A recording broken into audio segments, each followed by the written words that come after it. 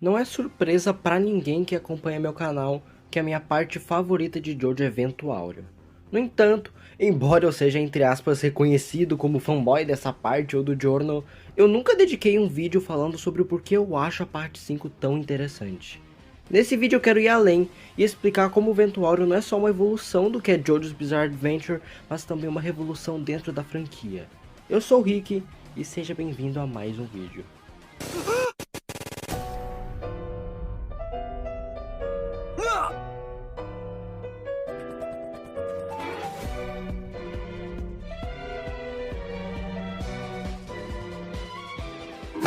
A arte de Jojo sempre esteve em constante evolução. Da parte 1 a 3 nós tivemos um longo caminho do Araki aperfeiçoando seu estilo de homens bombados, e a parte 4 veio transicionando para personagens com um físico mais comum e uma pegada mais psicodélica nas artes coloridas.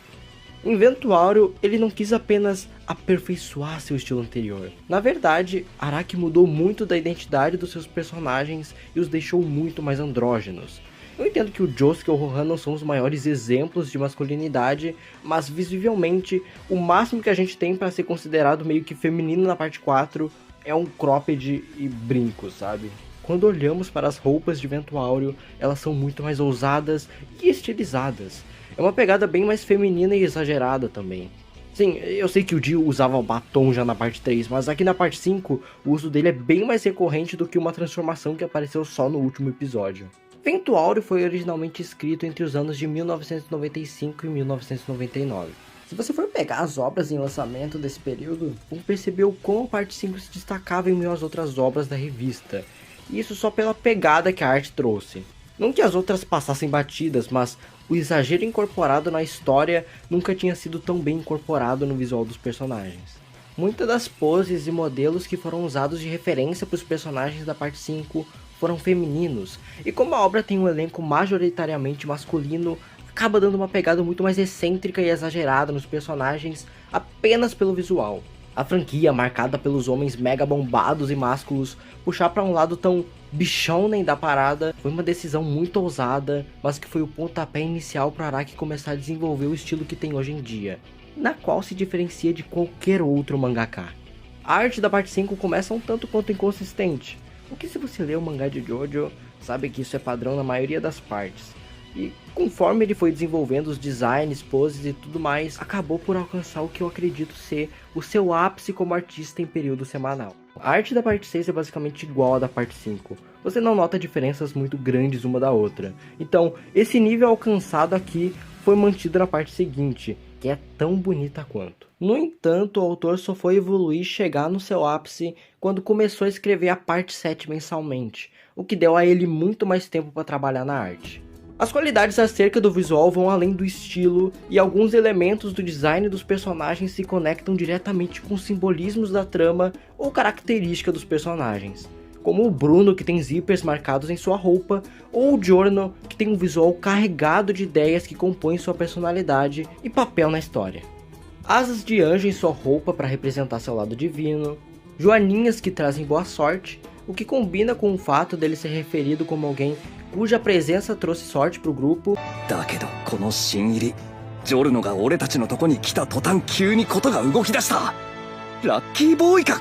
Além de ser aquele que eventualmente vai guiá-los para o caminho certo. Esse aspecto refinado também é reforçado pelo cabelo, inspirado numa estátua do período renascentista. Esses elementos vão mais além quando falamos do seu stand, que é inspirado no escaravelho, associado à ressurreição e ao despertar, coisa que é basicamente o ápice do Giorno na obra, quando ele morre, cai e no final ascende aos céus trazendo esperança. É muito legal ver quando o visual se conecta diretamente com a trama, e com o personagem do Giorno, isso é basicamente feito de forma maestral. Inclusive, sobre o que é a trama da parte 5.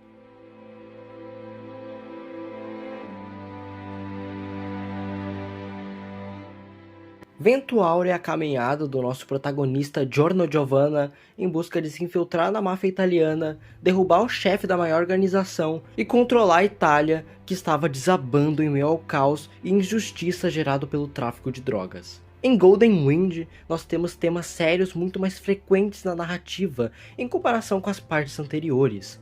Em especial, a história gira em torno de pessoas desajustadas, que foram expurgadas da sociedade e acabaram por perder a esperança. Até o momento que tem seu encontro com Butcherati e assim acha um lar em meio ao crime.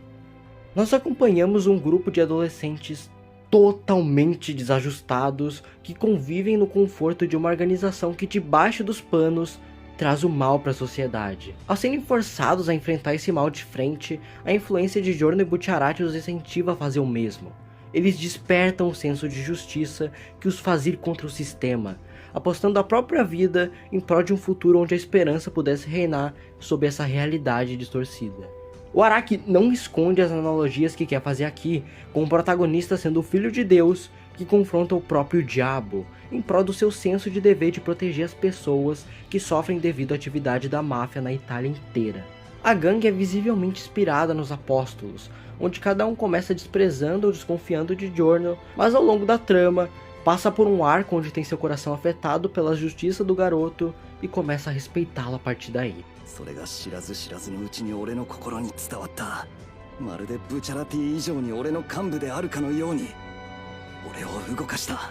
Eu simplesmente adoro esse arco de personagem que todos passam, onde são influenciados pelo elemento carisma do protagonista a fazerem o mesmo, a lutar pela justiça. Eles resolvem trair o seu porto seguro em prol de criar um futuro melhor. E é por isso que cada personagem tem um flashback reforçando as injustiças e períodos difíceis que passaram, para mostrar que apesar de encontrarem um lugar seguro para ficar, a justiça em seus corações prefere fazê-los viver entre a vida e a morte do que viver no conforto de uma organização corrupta. Inclusive, é esse o dilema que faz Butcherati respeitar tanto Giorno. Ele vivia estagnado no, entre aspas, conforto que a Passione trazia. No entanto, aos poucos ele via cada vez mais pessoas sendo destruídas pela atividade da máfia no país, e isso o destruía por dentro. Só que Bruno não tinha coragem de tomar ações para mudar esse sistema. Pelo menos, até confrontar Giorno.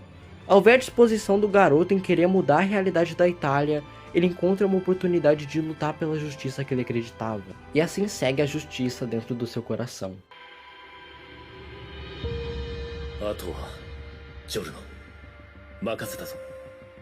Eu gosto muito como o Araki trouxe para o Giorno uma característica do Dio, mas trabalhou ela de forma totalmente diferente. O carisma do Dio é baseado no medo, sedução e no autoritarismo que sua figura passava. No Giorno é simplesmente uma resposta às suas ações que derivam de uma vontade genuína de transformar a Itália num lugar melhor. Ele não tenta persuadir seus aliados, ele ser ele mesmo é o que conquista seus companheiros. Giorno arrisca sua vitória com Butcherati após reconhecê-lo como uma boa pessoa, se joga na armadilha do barco para provar sua hipótese pro Abbacchio, deixa o veneno do Purple Haze o atingir para salvar Fugo, joga seu braço contra as estacas de gelo para mostrar o caminho certo pro Mista, instrui o que o Naranja deve fazer, mesmo sendo pego pelo stand inimigo, e sacrifica seus braços na frente da Trish, o que inspira a mudar. Todos os personagens acabam desenvolvendo respeito pelo protagonista. As ações do Giorno transformam o desespero em coragem. Por isso, graças à sua disposição de criar um mundo melhor, os outros são incentivados a fazer o mesmo. Eles definitivamente abandonam o conforto em meio à corrupção para lutar por um futuro melhor. Isso rola mesmo em arcos que ele não é quem resolve a situação, o que eu acho muito interessante, porque prova que mesmo sendo o protagonista, no final das contas, Giorno precisa ser mais do que o personagem que derrota o inimigo. Ele tem que guiar seus amigos para que possam fazer o mesmo. Seu objetivo é fazer todo o grupo evoluir ao ponto de adquirir determinação necessária para lutar pelas suas verdades. Ele não pode chegar assim como o Jotaro, meter porrada no vilão e acabar com o arco, porque assim a gente apenas saberia que ele é poderoso. O Araki precisa provar que acima de tudo, ele é merecido do cargo de chefão. Além de força, ele é alguém que pode trazer a esperança, uma pessoa que é incorruptível por quaisquer pecado. Por isso mesmo, não sendo o líder direto do grupo, ele assume um papel meio que de líder espiritual, afinal suas ações são o que fazem cada um dos personagens se encontrar. Até então, nenhum protagonista teve um papel tão importante para a narrativa funcionar. Giorno é o tipo de personagem que a sua presença transforma ao seu redor, e graças a ele, basicamente todo o elenco da parte 5 consegue ter um ótimo desenvolvimento. Um dos motivos de eu achar Ventuário interessante é todo esse desenvolvimento minucioso em trabalhar os temas da trama ao longo da experiência que cada um dos personagens tem com o protagonista. Nenhuma parte até então teve um foco tão grande em desenvolver seus temas e personagens. E aqui se dá mais um pontapé que seria muito importante para o Araki como escritor.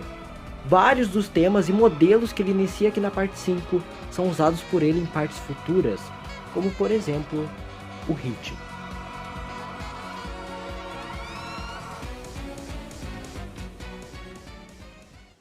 Em Vento Áureo, o Araki trabalha com o mesmo estilo de narrativa de Stardust Crusaders, onde temos um grupo de personagens viajando e enfrentando usuários de stand no caminho.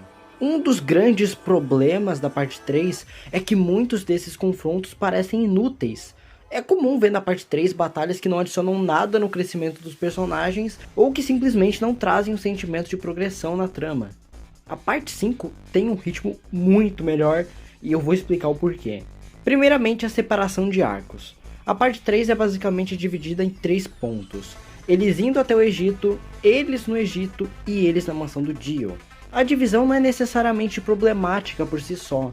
O maior problema mesmo é que dentro dela a gente tem essa narrativa mais estagnada. Então, como são poucas as vezes que a trama pega e se renova, muda de objetivo ou tem uma virada, acaba dando esse sentimento que muitos dos acontecimentos dessa parte são puláveis ou simplesmente um filler, sabe? E não tem nenhum filler em Jojo inteiro, então nenhum momento da parte 3 é filler. O que tem no anime da parte 3 é algumas adições, algumas cenas extras, mas filler não existe. Quando eles chegam no Egito, você sente que houve sim uma progressão, mas a gente tem 20 episódios antes disso, onde a maioria sofre justamente por não ter progresso. Em Vento Áureo nós temos muito mais divisões de arcos e que ocorrem com muito mais frequência na história. Isso automaticamente traz um sentimento de continuidade muito mais presente na trama, porque mesmo se ele fosse meio estagnado no meio, como a parte 3 é, mesmo assim, como a trama se renova com mais frequência, esse sentimento é automaticamente menor. Do episódio 1 ao 4, nós vemos o protagonista tentando ingressar na organização. No final do arco, ele ingressa, ou seja, foi uma sequência curta de acontecimentos que gerou um resultado. Do episódio 5 ao 9, nós temos o grupo principal fazendo uma missão para roubar a fortuna do Polpo. No final do arco, eles conseguem a fortuna e sobem de patente na organização, ganhando uma missão mais perigosa. Observem que a trama segue o mesmo estilo, mas em Vento Áureo nós já tivemos 2 arcos encerrados em 9 episódios, onde no primeiro nós vemos ele adentrando a organização e no segundo o protagonista e seus amigos sobem de patente nela. Do episódio 10 ao 21 nós temos o arco da La Esquadra, que é a missão que eles ganharam no arco anterior, e no final desse arco eles traem a organização, o que é uma ação que vira a história de cabeça para baixo e muda todo o percurso do caminho. Sendo o tipo de virada que na parte 3 só acontece algo semelhante quando eles adentram no território do Dio no episódio 40. Em 21 episódios, 3 objetivos grandes já foram alcançados. 1. Adentramos a organização. 2. Subimos de hierarquia. 3. Traímos e, consequentemente, a trama mudou para uma direção que ninguém esperava. Mais pra frente, a gente ainda tem eles fugindo da unidade mais forte do chefe e, eventualmente, confrontando ele de forma direta. Essa sequência de eventos traz um bom sentimento de continuidade e torna a trama da parte 5 bem mais dinâmica. Afinal, o tempo todo tem grandes eventos que mudam a direção da história. Outra coisa que ajuda a trama da parte 5 não ficar estagnada é que o Araki com frequência bota micro-objetivos para os protagonistas fazerem. E ao cumprirem esses micro-objetivos, eles ganham algo que vai fazê-los chegar mais perto do objetivo maior.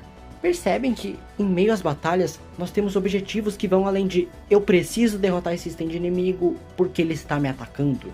As batalhas geram resultados que vão fazer a trama progredir. No final do confronto entre o Narante e o Formagio, a gangue recebe uma missão de pegar uma chave que vai ser importante para o segmento da trama. Isso leva ao arco do Man in the Mirror, onde no final dele nós conseguimos essa chave, que vai ser usada no arco seguinte, onde eles botam ela no Mr. President, que a partir daí vira basicamente o esconderijo deles até o final da parte. Então se torna essencial você ver esses 2 arcos, porque eles geram algo que vai ser usado pro resto da trama. Um dos meus exemplos favoritos é a luta entre o Narante e o Formagio, onde mesmo vencendo, o Narante deixa escapar a informação que eles estão com a pilha do chefe, assim gerando uma consequência que, querendo ou não, mudou o caminho da história. Essas adições de micro-objetivos e mais viradas na trama fazem a parte 5 ter muito menos sentimento de estagnação do que a parte 3. Até os arcos que não resultam em uma conquista material geram resultados de alguma forma, como o confronto da Trish contra o Notorious Big, que faz ela desenvolver o stand, ou a luta do Giorno contra o Babyface, onde ele consegue descobrir mais sobre o poder do Gold Experience. A partir daqui, você vê que o ritmo das partes acaba se tornando bem mais dinâmico, tanto que a aclamada parte 7 segue o mesmo modelo da parte 3 e 5 e também não tem o sentimento de estagnação.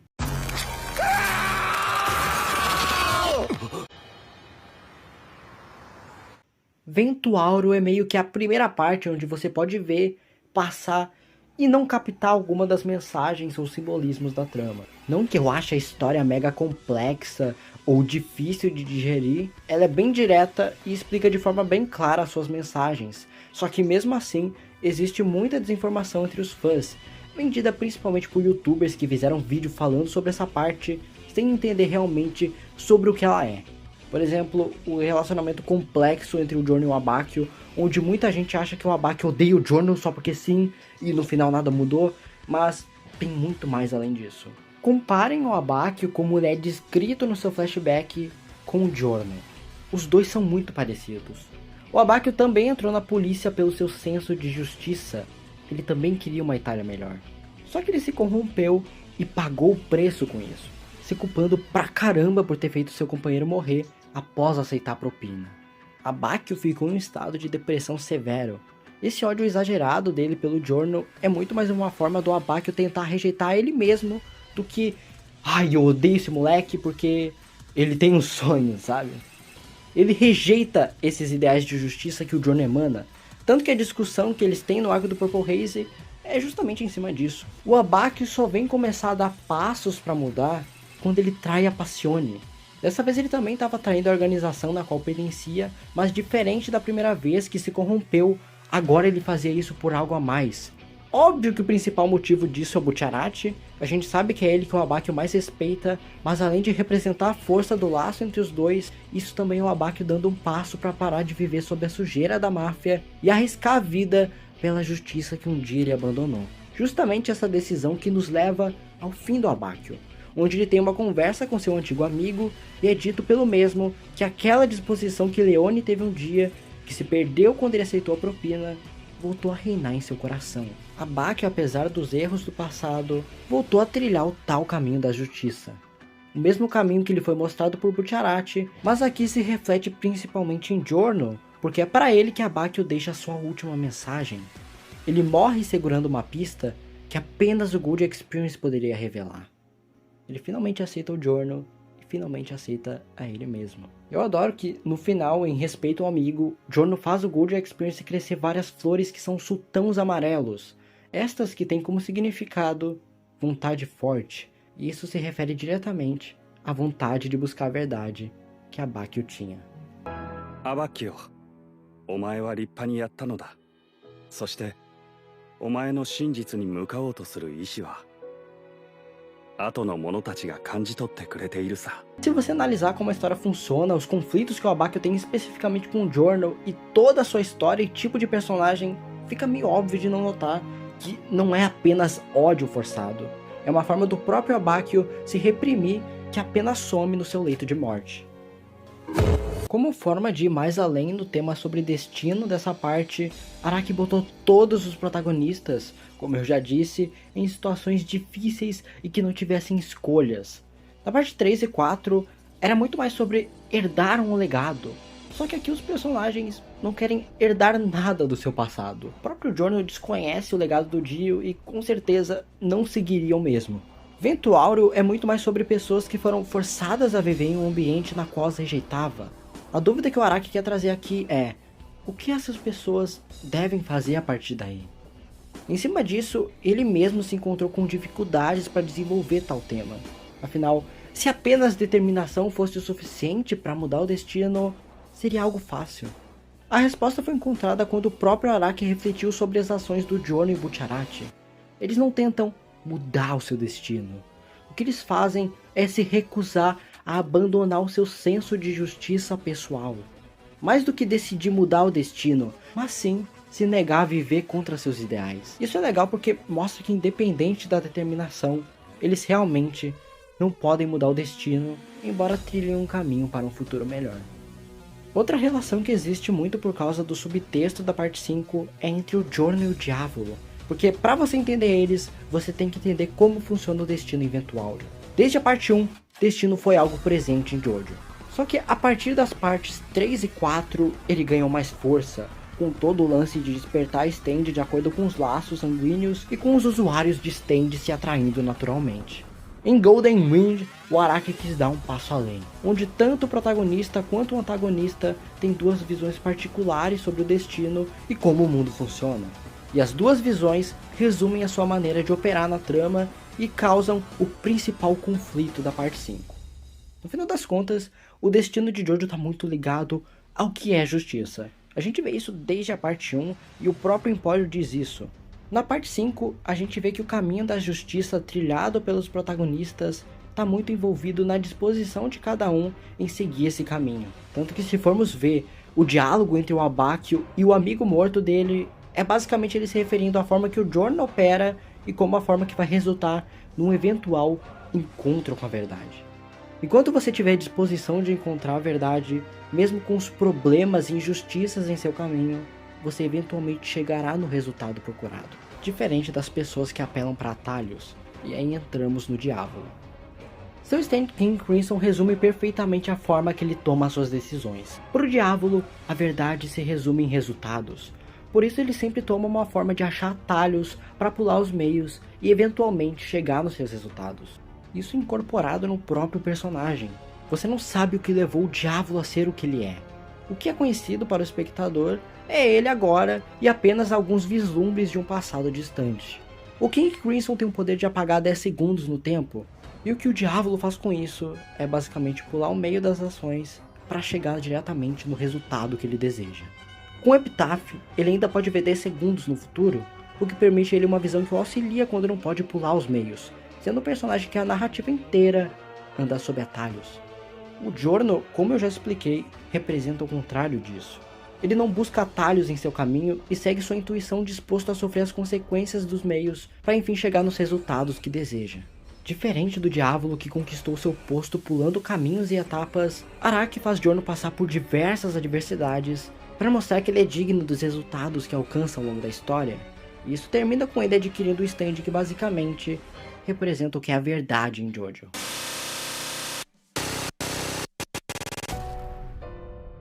Se King Crimson, para representar a alma de alguém que só tem resultados em mente, tem o poder de pular os meios e fazer permanecer só os resultados, o Hacking de Giorno então faz Diávolo sofrer daquilo que ele evitava: os meios. Narrativamente e simbolicamente, o Gold Experience Hacking representa a verdade, o que é genuíno no mundo. Ele é conquistado após Giorno seguir um caminho árduo e perder vários amigos no processo.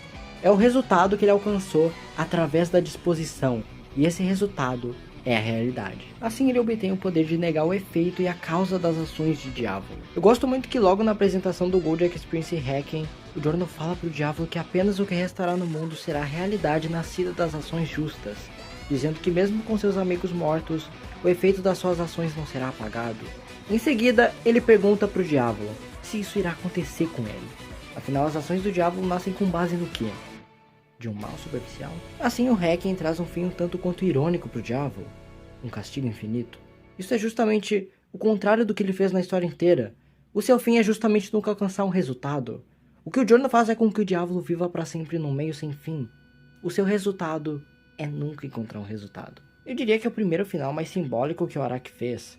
Sim, a gente tem a morte do Jonathan e a ironia do fim do Kira, mas nada é tão forte quanto a morte do Diávolo e o fim da jornada do Giorno.